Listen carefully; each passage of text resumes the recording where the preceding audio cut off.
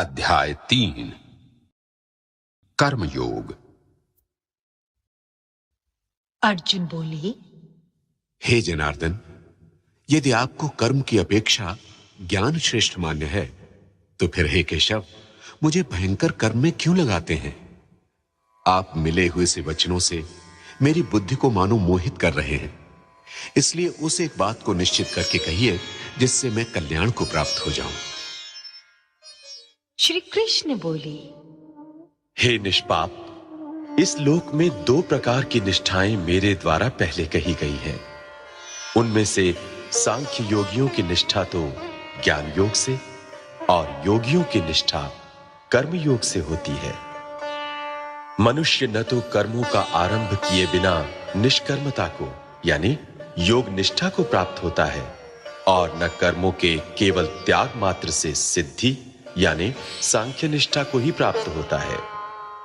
निस्संदेह कोई भी मनुष्य किसी भी काल में क्षण मात्र भी बिना कर्म किए नहीं रहता, क्योंकि सारा मनुष्य समुदाय प्रकृति जनित गुणों द्वारा परवश हुआ कर्म करने के लिए बाध्य किया जाता है। जो मूढ़ बुद्धि मनुष्य समस्त इंद्रियों को हठ पूर्वक ऊपर से रोककर मन से उन इंद्रियों के विषयों का चिंतन करता रहता है, वो मिथ्याचारी अर्थात दंभी कहा जाता है। किंतु हे अर्जुन, जो पुरुष मन से इंद्रियों को वश में करके अनासक्त हुआ समस्त इंद्रियों द्वारा कर्म योग का आचरण करता है, वही श्रेष्ठ है। तू शास्त्र विहित कर्तव्य कर्म कर, क्योंकि कर्म न करने की अपेक्षा कर्म करना श्रेष्ठ है, तथा कर्म न करने से तेरा शरीर निर्वाह भी नहीं सिद्ध होगा। यज्ञ के निमित्त किए जाने वाले कर्मों से अतिरिक्त दूसरे कर्मों में लगा हुआ ही ये मनुष्य समुदाय कर्मों से बंधता है। इसलिए हे अर्जुन, तू आसक्ति से रहित होकर उस यज्ञ के निमित्त ही भली भांति कर्तव्य कर्म कर।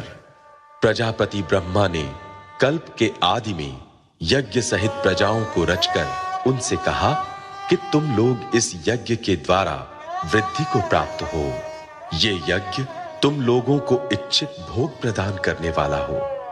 तुम लोग इस यज्ञ के द्वारा देवताओं को उन्नत करो और वे देवता तुम लोगों को उन्नत करें। इस प्रकार निस्वार्थ भाव से एक दूसरे को उन्नत करते हुए तुम लोग परम कल्याण को प्राप्त हो जाओगे। यज्ञ के द्वारा बढ़ाए हुए देवता तुम लोगों को बिना मांगे ही इच्छित भोग निश्चय ही देते रहेंगे। इस प्रकार उन देवताओं के द्वारा दिए हुए भोगों को जो पुरुष उनको बिना दिए स्वयं भोगता है, वो चोर ही है। यज्ञ से बचे हुए अन्न को खाने वाले श्रेष्ठ पुरुष सब पापों से मुक्त हो जाते हैं, और जो पापी लोग अपना शरीर पोषण करने के लिए ही अन्न को पकाते हैं, वे तो पाप को ही खाते हैं। संपूर्ण प्राणी अन्न से उत्पन्न होते हैं। अन्न की उत्पत्ति वृष्टि से होती है, वृष्टि यज्ञ से होती है, और यज्ञ विहित कर्मों से उत्पन्न होने वाला है। कर्म समुदाय को तू वेद से उत्पन्न और वेद को अविनाशी परमात्मा से उत्पन्न हुआ जान। इससे सिद्ध होता है कि सर्वव्यापी परम अक्षर परमात्मा सदा ही यज्ञ में प्रतिष्ठित है। हे पार्थ, जो पुरुष इस लोक में इस प्रकार परंपरा से प्रचलित सृष्टि चक्र के अनुकूल नहीं बरतता, अर्थात अपने कर्तव्य का पालन नहीं करता, वो इंद्रियों के द्वारा भोगों में रमण करने वाला पापायु पुरुष व्यर्थ ही जीता है। परंतु जो मनुष्य आत्मा में ही रमण करने वाला और आत्मा में ही तृप्त तथा आत्मा में ही संतुष्ट हो, उसके लिए कोई कर्तव्य नहीं है। उस महापुरुष का इस विश्व में न तो कर्म करने से कोई प्रयोजन रहता है और न कर्मों के न करने से ही कोई प्रयोजन रहता है, तथा संपूर्ण प्राणियों में भी इसका किंचित मात्र भी स्वार्थ का संबंध नहीं रहता। इसलिए तू निरंतर आसक्ति से रहित होकर सदा कर्तव्य कर्म को भली भांति करता रहे, क्योंकि आसक्ति से रहित होकर कर्म करता हुआ मनुष्य परमात्मा को प्राप्त हो जाता है। जनक आदि ज्ञानी जन भी आसक्ति रहित कर्म द्वारा ही परम सिद्धि को प्राप्त हुए थे।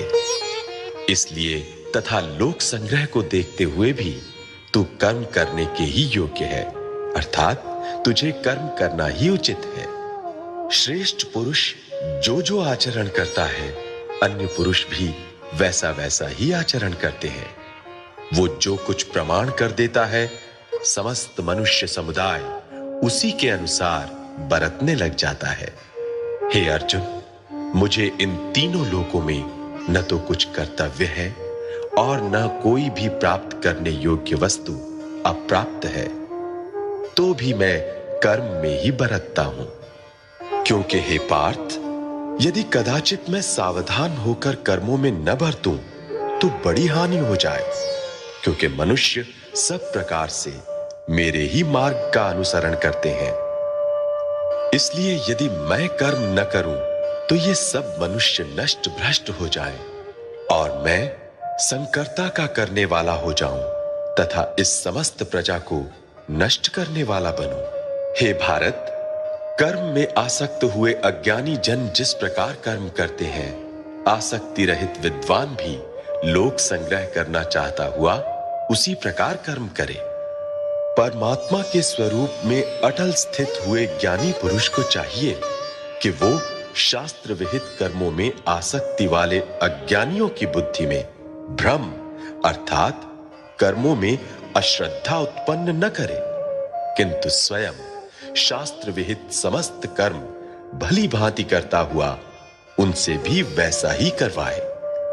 वास्तव में संपूर्ण कर्म सब प्रकार से प्रकृति के गुणों द्वारा किए जाते हैं, तो भी जिसका अंतःकरण अहंकार से मोहित हो रहा है, ऐसा अज्ञानी मैं करता हूं ऐसा मानता है। परंतु हे महाबाहो, गुण विभाग और कर्म विभाग के तत्व को जानने वाला ज्ञान योगी संपूर्ण गुण ही गुणों में बरत रहे हैं ऐसा समझकर उनमें आसक्त नहीं होता। प्रकृति के गुणों से अत्यंत मोहित हुए मनुष्य गुणों में और कर्मों में आसक्त रहते हैं। उन पूर्णतया न समझने वाले मंद बुद्धि अज्ञानियों को पूर्णतया जानने वाला ज्ञानी विचलित न करे। मुझ अंतर्यामी परमात्मा में लगे हुए चित्त द्वारा संपूर्ण कर्मों को मुझ में अर्पण करके आशा रहित, ममता रहित और संताप रहित होकर युद्ध कर। जो कोई मनुष्य दोष दृष्टि से रहित और श्रद्धा युक्त होकर मेरे इस मत का सदा अनुसरण करते हैं, वे भी संपूर्ण कर्मों से छूट जाते हैं।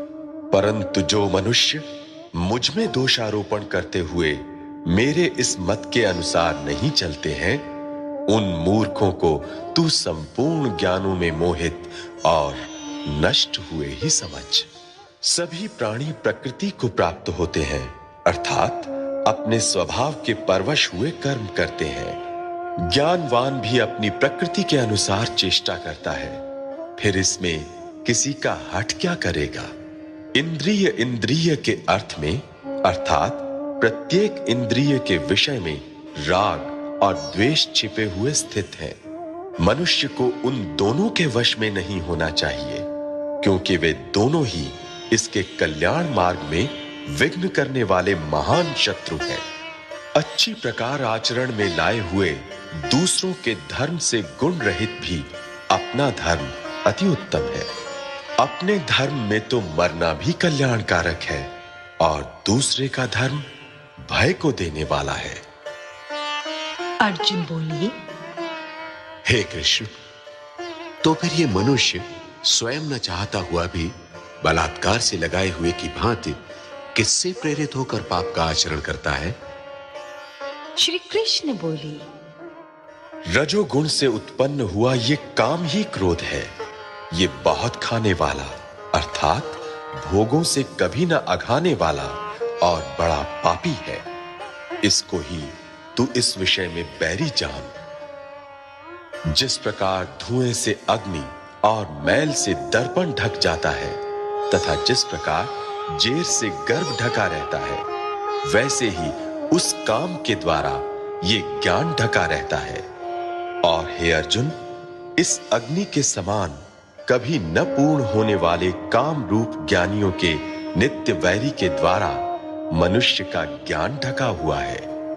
इंद्रियां, मन और बुद्धि ये सब इसके वासस्थान कहे जाते हैं। ये काम इन मन, बुद्धि और इंद्रियों के द्वारा ही ज्ञान को आच्छादित करके जीवात्मा को मोहित करता है। इसलिए हे अर्जुन, तू पहले इंद्रियों को वश में करके इस ज्ञान और विज्ञान का नाश करने वाले महान पापी काम को अवश्य ही बलपूर्वक मार डाल।